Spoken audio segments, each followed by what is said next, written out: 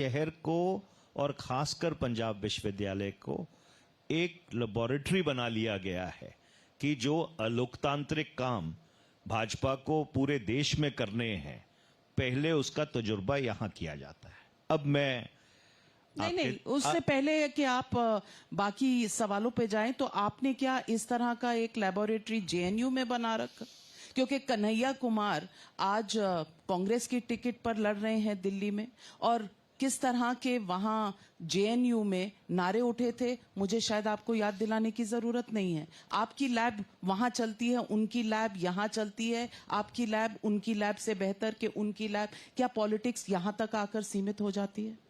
देखिए नविका जी, हमने कभी इस देश में लोकतंत्र की हत्या नहीं की थी, और चंडीगढ़ में मैंने आपको 2 प्रमाणित उदाहरण दिए हैं जहां पे भारतीय जनता पार्टी राष्ट्रीय स्वयंसेवक संघ द्वारा यहां पे लोकतंत्र की हत्या की गई 1975 क्या था? इमरजेंसी क्या थी? अब आप अपने पहले सवाल से हटकर अब आप इस कहा बहस में कि कांग्रेस पार्टी ने कभी लोकतंत्र की हत्या नहीं की। मैं याद दिला रही हूं, तो मैं उसका जवाब दे देता हूं।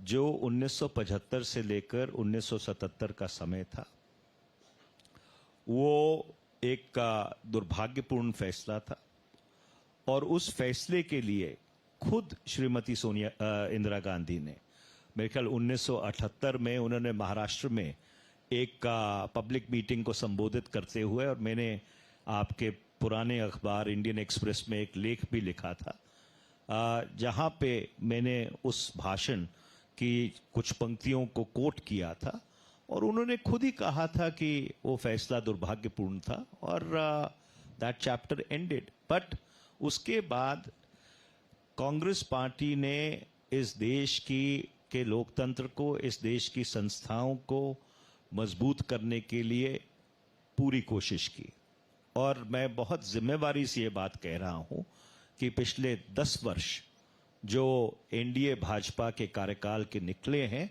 इस देश में एक अनडिक्लेयर्ड इमरजेंसी लगी हुई है, जो 2024 के बाद एक डिक्लेयर्ड इमरजेंसी में तब्दील करने का इनका षड्यंत्र है।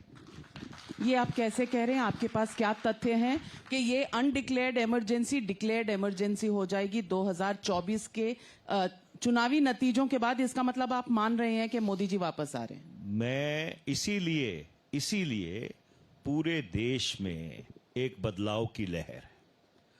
जो 5 चरण के मतदान हुए हैं, उस 5 चरण के मतदान ने एक बात बिल्कुल साफ कर दी है। दक्षिण भारत में भारतीय जनता पार्टी पूरी तरह से साफ है, और उत्तर भारत में हाफ है। तो जो 400 की बात करते थे, आज वो 150 सीट पाने के लिए भी कोशिश कर रहे हैं।